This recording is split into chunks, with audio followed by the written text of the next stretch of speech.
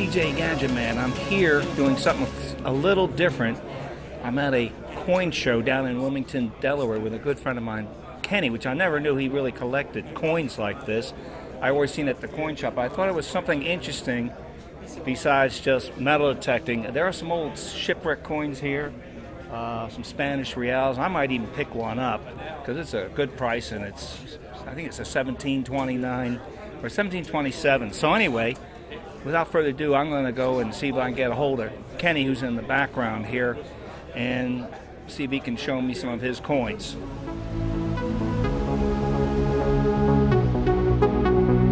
All right, this is Kenny, everyone. And Kenny, tell me a little bit about yourself. Hi, I'm Kenny. I own Numismatics with Kenny. It's a YouTube channel and a whole coin business, I guess you could call it. I also have an eBay store as well, Numismatics with Kenny. And I started collecting around the age of 8 with the presidential dollars, and from that I went from to the Lincoln cents. I filled up the books, and now I'm into a whole bunch of world coins, anywhere from Zimbabwe to Australia, to any country you could ever think, even ones that don't exist anymore.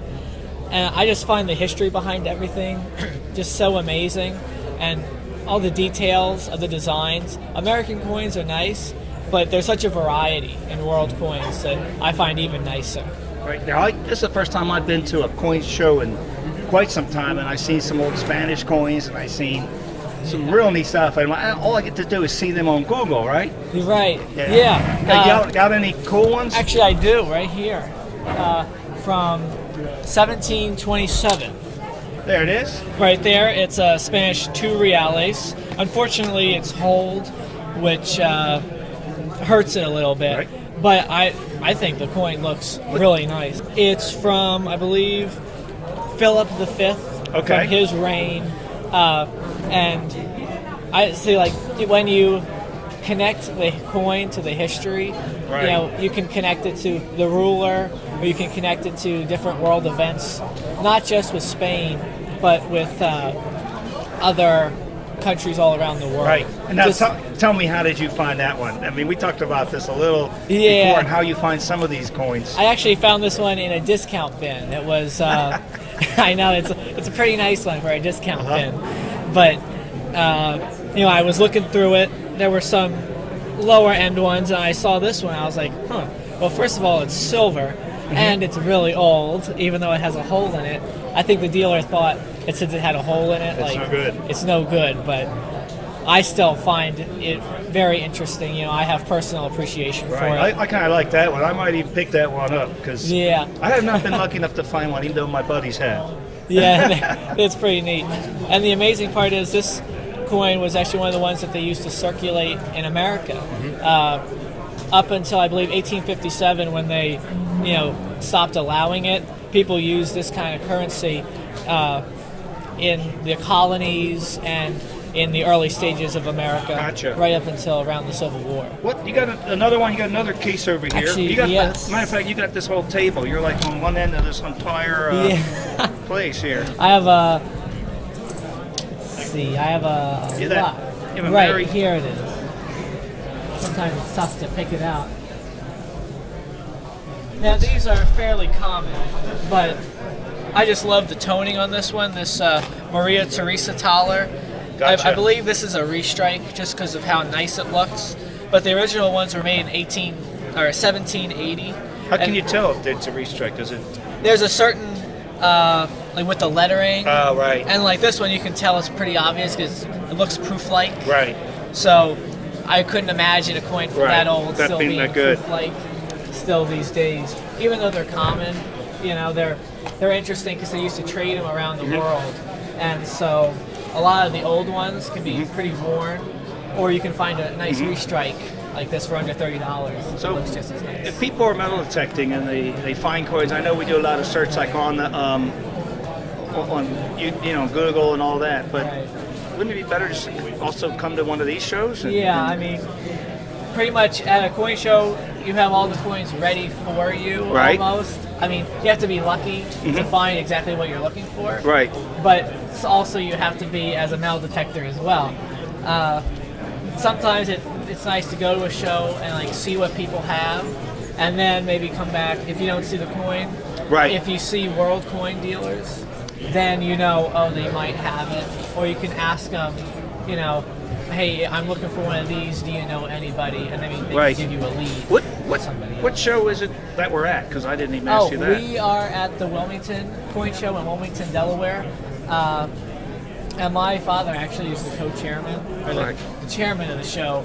And there are probably about 40 dealers here, and a great variety. There are tokens, U.S. coins, world coins, the supplies. I heard you're a board member too. Yeah, I'm also an honorary board member of the Wilmington Coin Club. Man, you start young. I do. Yeah, it's a nice honor to have. Well, that's great, man. I am going to search around and see what else I can find. And all right. I'm glad. I mean, I've known you for a while, but I didn't know you did this. So, I have one thing to give you. Hey, I'm kind of running the camera as I usually do. I'm going to give you a coin here. Okay. And what you got to do is tell me. You have to look it up and see what you can come up with it. All right. I'm going to just hand it to you there. It's a copper coin. Let's see. And it comes from the United States. They make them in copper, silver, and gold, but I have not found a gold one yet. So I'm just going to give it to you and I'll let you figure it out. Okay. But I thought it's something interesting that you might not have seen here. No, I've never seen anything like this. All right. Well, that is yours. Thank you. All right. Thanks, Kenny. Thank you very much. All right. Take care. I'll see you around.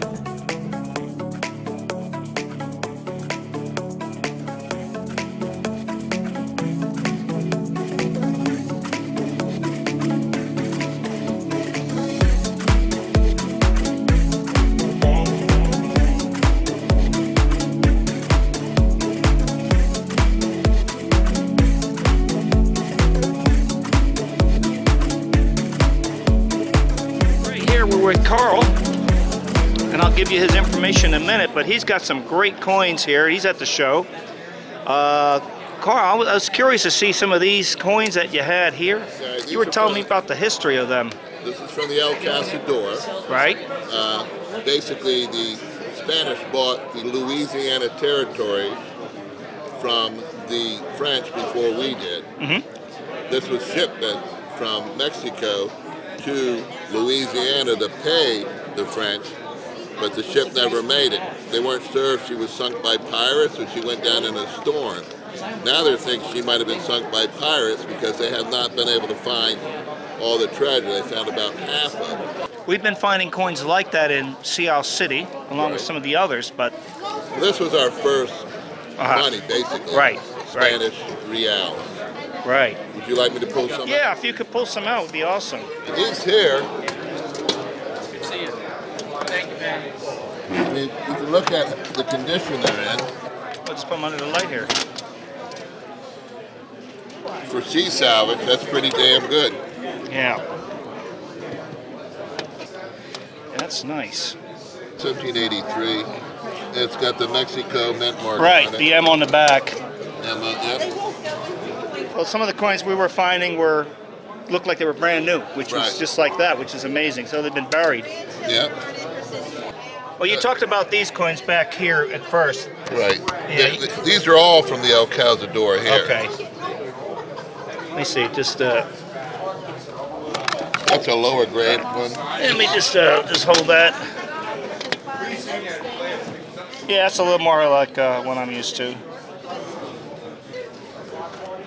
Hey, could I see this 88S? All right, here you go. Yeah. This is actually from the ATOCHA.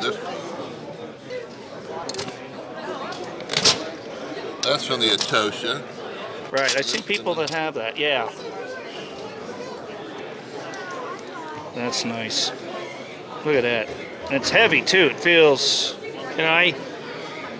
Oh yeah, it's got some it's heavy. very heavy. Yeah. That was hold to being a necklace or something. Well, a lot of people back, only rich had clothing with pockets. Yep. Everybody else was poor, so they didn't really have the best clothing. So what they would do is have a leather strap Oh yeah. and put a hole in the coin and wear around because they want to keep it close to them. That's what I heard too. That's why they have a lot of holes. Well, I meet a lot of metal detectors and that in different shows, like down in the Shenandoah Valley. Virginia. I've met a lot of them. We had the pillar, and then you had the portraits. Gotcha. So Carlos III, Carlos IV. Right, and the rest are just Morgans here. Right. So they went from, the cobs were cut from silver bars. Right. When they actually started hammering them out, they were the pillar dollars. Right. And then after that, the kings wanted their portraits on it. So you had Carlos III, Carlos IV. So. Right. Now, one of our folks found a gold guinea on the beach. Right. Which was interesting. Well, these are U.S. gold coins, but... It's got the pillar dollars right here. Yeah. I actually they look like this. I have a gold Escudo. Oh, yeah. That was found on the beach of St. Augustine. Oh, really? Back in World War II, a young sailor, 17 years old, was walking the beach with his girlfriend. It just shines. Right after a storm, and he found it on the beach. Yep, I believe it. So then he was walking around. A couple days later, he brought it to a bar that was there on the beach, and he showed it to the owner of the bar, and the bar said, well, his treasure ships have sunk out there, so that's probably one of the treasure coins. Oh, God. I had just friends that came back from there. Yeah, so he had it for years, Yeah. and I bought it about 4 years from him. You don't have it still, do you? I have it in my personal collection. Oh, yeah. Yes. It's a Escudo. Yep. A gold Escudo. Right. Can I see it when you're done? Yep. Mm-hmm.